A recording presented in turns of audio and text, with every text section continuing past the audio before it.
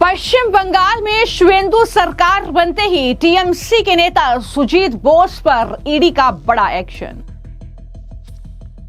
TMC के नगर निगम भर्ती घोटाले में पूर्व मंत्री सुजीत बोस से पूछताछ जारी। टीएमसी से सस्पेंड नेता रिजू दत्ता का बड़ा खुलासा, घोटालेबाजी में जेल जाएगी ममता। एक बाहर की संस्था पूरा एक पार्टी को कैप्चर कर लिया। जब प्रतीक जैन के घर पे रेड हुआ, दीदी दौड़ के गई अपना डेटा लेने के लिए कि मेरा पार्टी का डेटा। आज दीदी के नाम पे सुप्रीम कोर्ट पे ईडी का केस चल रहा है। केस का कुछ इधर उधर हो गया तो दीदी को जेल भी हो सकता है। पश्चिम बंगाल से बड़ी खबर है। शुवेंदु सरकार बनते ही पश्चिम बंगाल में बड़ा एक्शन हुआ है। दरअसल ईडी ने ममता बनर्जी के करीबी और पूर्व मंत्री सुजीत बोस पर यह एक्शन लिया है। सुजीत बोस को ईडी ने दफ्तर बुलाया है और उनसे घोटाले के सिलसिले में ईडी पूछताछ कर रही है। ईडी के दफ्तर भी सुजीत बोस पहुंच चुके हैं और वहां पर ईडी जो है नगर पालिका भर्ती घोटाले में उनसे पूछताछ करेगी, सवालों के जवाब जानने की कोशिश करेगी। तो इस तरीके से ममता बनर्जी के जो करीबी नेता हैं सुजीत बोस, उन पर ईडी ने शिकंजा कस लिया है। बता दें कि दूसरी बार उन्हें समन भेजा ईडी ने इस मामले में और उसके बाद वो ईडी के दफ्तर में पेश हुए और अब जाकर उनसे ईडी पूछताछ कर रही है। यानी पहले ही जो प्रधानमंत्री नरेंद्र मोदी ने कहा था कि जैसे ही बीजेपी की सत्ता जो है पश्चिम बंगाल में आएगी तो हम इन घोटालेबाजों की जांच करवाएंगे, और कहीं ना कहीं वो जांच अब शुरू हो गई है।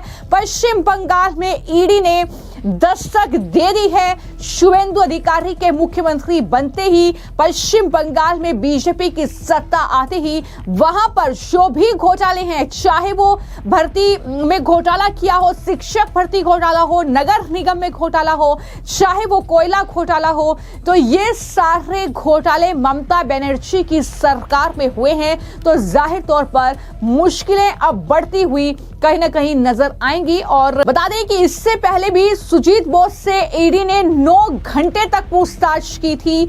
1 मई को ये तस्वीरें भी सामने आई थी जब वो नगर निकाय भर्ती घोटाले में ईडी के दफ्तर पहुंचे थे, और 6 मई को फिर से उन्हें बुलाया गया था लेकिन वो नहीं पहुंचे और आज उनसे ईडी पूछताछ कर रही है। तो गिरफ्तारी की तलवार सुजीत बोस पर भी लटकी हुई है, उन्हें भी गिरफ्तार किया जा सकता है। बता दें कि अक्टूबर 2025 में ईडी ने ये बंगाल की 16 नगर पालिकाओं में भर्ती जो हुई उसमें कथित अनियमितताओं के सिलसिले में कोलकाता और आसपास के इलाकों में कम से कम 11 जगहों पर छापेमारी की थी, एक साथ तलाशी ली। इन जगहों में पश्चिम बंगाल की मंत्री सुजीत बोस की एक रिहायश इमारत भी शामिल थी जहां पर छापेमारी की गई। सीबीआई की चार्जशीट में कहा गया कि कई उम्मीदवारों ने एजेंटों को औसतन 50,000 देकर नगर पालिका में नौकरी हासिल की। यह भ्रष्टाचार कोलकाता नगर निगम सहित 16 नगर पालिकाओं तक फैला हुआ है। सुजीत बोस पहले 2010 से 2021 तक दक्षिण दमदम नगर पालिका के उपाध्यक्ष थे। इसी दौरान जो है गलत तरीके से इन नागरिक निकाय में लगभग 250 लोगों की भर्ती की गई थी। टीएमसी मंत्री सुजीत बोस विधाननगर विधानसभा क्षेत्र से चुनाव हार गए थे। उन्होंने कहा कि इस तरीके से जो है उन पर इल्जाम लग रहे हैं। ये सारे आरोप उन्होंने लगाए कि बीजेपी दरअसल ये सब कुछ करा रही है। इस तरीके के आरोप उनकी तरफ से लगाए गए। लेकिन जब 1 मई को उनसे पूछताछ की गई थी तो तब उन्होंने क्या कहा था मीडिया में, वो भी सुनिए। बोल दिया तो अब क्या बुलाया, हम लोग आया है, आप लोग को देखा है, और हम लोग तो बार बार एक ही सवाल कर रहा है। जो केस में चार्जशीट हो गया है, सीबीआई चार्जशीट दे दिया, वो केस में ठीक नहीं है, बार बार बुलाने के लिए ठीक है। हम लोग आया है, हम लोग डिपार्टमेंट को मर्यादा देता है, हम लोग आया है। हम लोग 2 पेपर बोला है नेक्स्ट टाइम, तो हम लोग बोला है नेक्स्ट टाइम दे देगा आपका। फिर आपको बुलाया क्या? अभी तक बुलाया नहीं, बुलाएगा तो जरूर आएगा। हम काउंटिंग देखिए, काउंटिंग आप लोग देख रहे हैं क्या प्रॉब्लम चल रहा है, इलेक्शन में क्या क्या हुआ सब हम लोग जीतेंगे, विधाननगर में हम लोग जीतेंगे, सरकार हमारा होगा। দাদা বিধাননগর প্রশাসনিক ভবনে আজকে বিজেপি বিক্ষোভ দেখিয়েছে, তাদের বক্তব্য যে পোস্টাল ব্যালটের যে স্ট্রং রুমে রাখা ছিল সেটা তার আগেই খুলে দেওয়া হয়। আমি দেখুন এখানে ছিলাম, আমি কিছু জানি না কি হয়েছে না হয়েছে।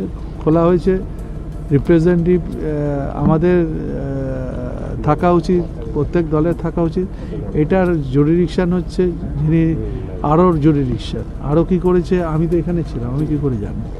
আপনাদের কি মেল করা হয়েছিল সেখানে? আজকে মেল করা হয়েছে বলে আমি বলতে পারবো না, আমি তো ফোন আমার কাছে তো ফোন ছিল না। আমি তো আপনারা দেখছেন তো 10:30 থেকে এখানে গেছি।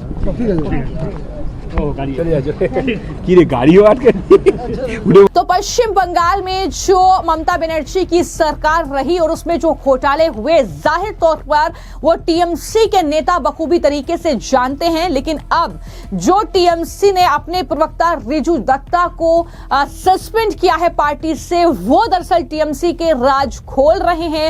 ममता बनर्जी जेल जा सकती है, ये रिजू दत्ता का ताजा बयान है। उन्होंने आईपैक के मामले में ये कहा कि आईपैक ने पूरी पार्टी पर कब्जा कर लिया।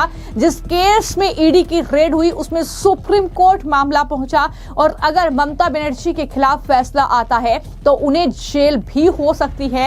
ये बड़ी बात जो है वो रिजू दत्ता की तरफ से कही गई। क्या कहा उन्होंने मीडिया से बातचीत करते हुए, जरा सुनिए। पहला एक सवाल आपका जो सवाल है उसका पहला एक सीधा जवाब देता हूं कि ये जो वोट हुआ है ये बंगाल की जनता ने तृणमूल के विरोध में वोट दिया है।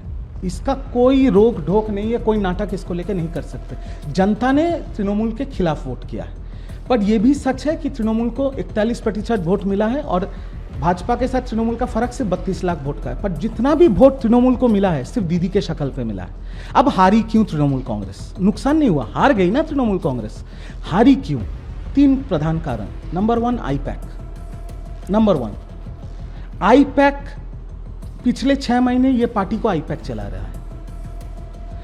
बच्चे लड़के दूसरे राज्य के वो सांसदों को, विधायकों को, हम लोगों को सिखा रहे हैं कि क्या करना है, क्या बोलना है।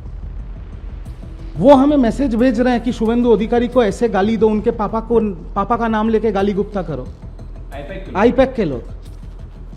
मेरा व्यक्तिगत आपको कहानी बता रहा हूं। प्रतीक जैन से मैं मिला, मेरा टिकट कंफर्म हो गया था डेबरा पश्चिम मेदिनीपुर, गोदरेज वाटर साइड में उनका ऑफिस है।